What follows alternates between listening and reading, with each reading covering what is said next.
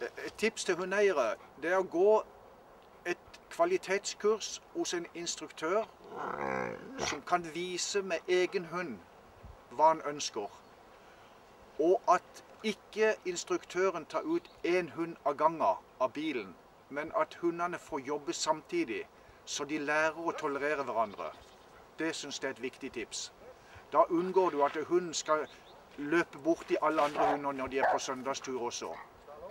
Så rette plassen å trene, det er jo på et kurs hvor det er flere hunder. Plass.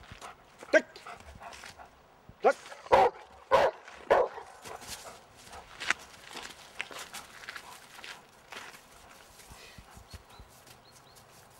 Ned.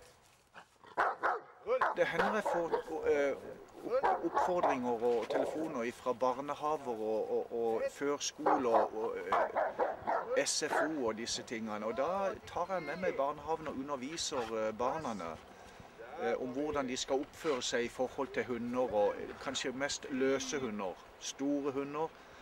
Blant annet at ikke de skal hyle og skrike opp med armene og agere på den måten, og heller ikke springe imot hundene for liksom å møte de og klappe de, men at de er rimelig passive da, og ikke hyler og skriker. Generelt mye det går på. Hei! Ja.